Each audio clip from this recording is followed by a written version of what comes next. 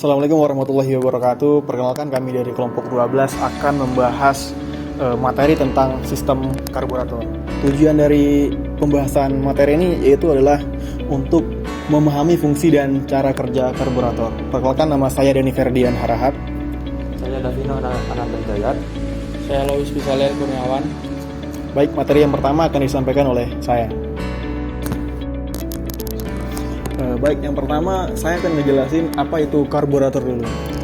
Karburator ialah suatu komponen dalam mesin pembakaran dalam yang berfungsi untuk mencampur bahan bakar dan udara dalam perbandingan yang tepat sebelum masuk ke dalam ruang bakar. Jelas. Nah, kemudian di sini ada fungsi karburator.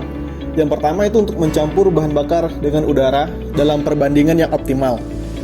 Kemudian mengontrol jumlah campuran udara dan bahan bakar yang masuk ke dalam ruang bakar. Dan yang ketiga, menyesuaikan campuran udara dan bahan bakar sesuai dengan kondisi beban mesin. Jadi fungsi dari karburator itu untuk mencampur bahan bakar dan udara ke dalam ruang bakar dengan komposisi yang pas gitu. Lanjut, Mas. Nah, di sini ada prinsip kerja dari karburator. Yang pertama, udara masuk melalui saluran udara, air intake. Jadi pada saat mesin hidup, mesin awal kali berputar, itu piston akan terdorong ke bawah melakukan langkah hisap. Langkah hisap ini akan memasukkan udara lewat filter udara terlebih dahulu, kemudian masuk ke dalam karburator. Nah, setelah udara melewati venturi, itu akan menciptakan efek hisap. Efek hisap ini akan menarik bahan bakar dari main jet, kemudian campuran udara dan bahan bakar akan disalurkan melalui manifold. Kemudian dari manifold itu akan diteruskan ke dalam ruang bakar, dan campuran bahan bakar itu akan dibakar oleh api busi dan menghasilkan tenaga. Di sini saya akan menjelaskan komponen-komponen utama dalam karburator, yaitu yang pertama float chamber atau ruang pelampung. Yaitu komponen ini berfungsi untuk mengatur jumlah bahan bakar yang masuk ke dalam karburator. Yang kedua, main jet, yaitu menyemprotkan bahan bakar dalam jumlah tertentu. Yang ketiga, venturi, menghasilkan efek hisap untuk menarik bahan bakar dari main jet ke ruang mesin.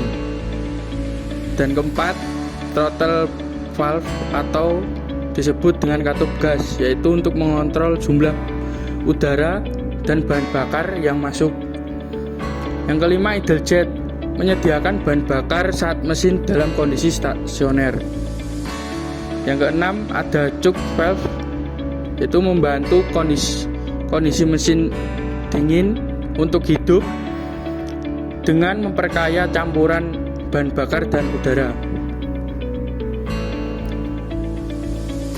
Ada jenis-jenis karburator yang digunakan pada sepeda motor, yaitu karburator CV atau constant velocity dan karburator vakum atau variabel venturi. Karburator CV atau constant velocity menggunakan sistem vakum untuk menjaga kestabilan udara dan bahan bakar.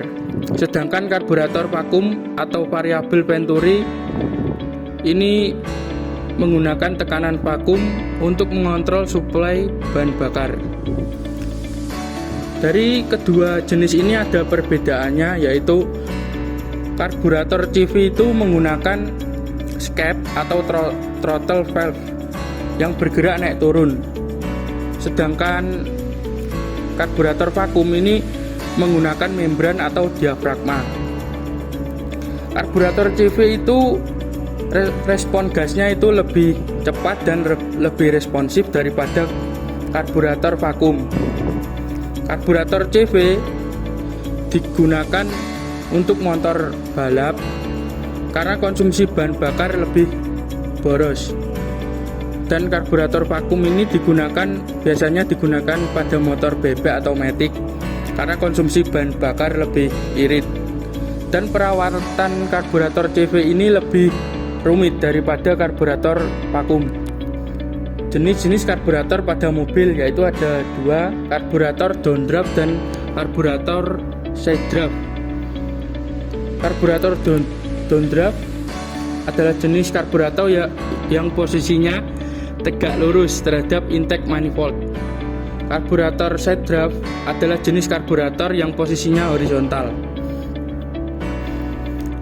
Dari kedua jenis karburator ini ada perbedaannya, yaitu yang pertama karburator downdraft itu umum digunakan di mobil Amerika dan Jepang. Contohnya seperti Toyota Kijang, Daihatsu Chery, Honda Civic dan lain sebagainya, yang mesin mobilnya dibuat di Amerika dan Jepang. Biasanya single barrel untuk mesin kecil, double barrel untuk mesin 1500 cc ke atas. Dan posisi karburator ini tepat di atas intake manifold dan lebih hemat bensin untuk penggunaan harian. Sedangkan karburator set draft itu umum digunakan untuk mobil Eropa dan mobil sport. Contohnya BMW, Alfa Romeo, Fiat dan lain sebagainya. Biasanya karburator ini kembar atau menggunakan dua karburator. Cocok untuk mesin performa tinggi.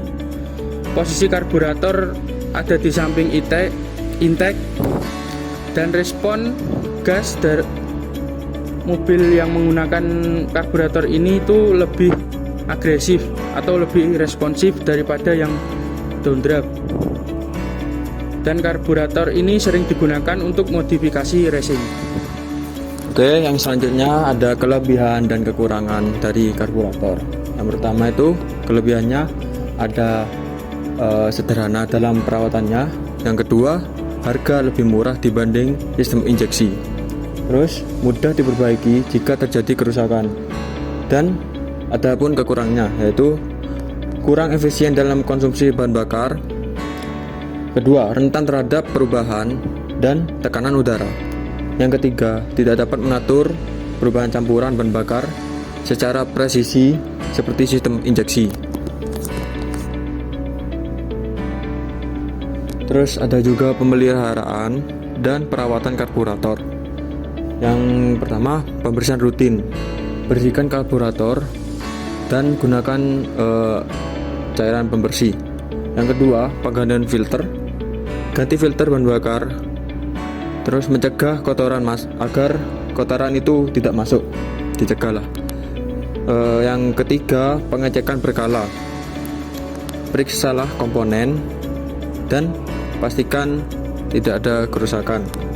Adapun kesimpulan dari presentasi ini yaitu karburator merupakan sistem pencampuran bahan bakar dan udara yang banyak digunakan sebelum sistem injeksi dikembangkan.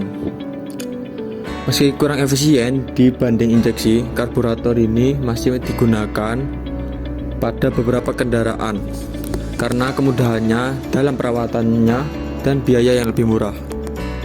Mungkin sekian pemaparan dari kelompok kami tentang pembahasan sistem karburator, dan saya mohon maaf apabila pemaparan dari kelompok kami itu agak kurang, dan saya berharap juga pemaparan materi pada sistem karburator ini dapat dipahami dengan baik. Saya ucapkan terima kasih. Assalamualaikum warahmatullahi wabarakatuh.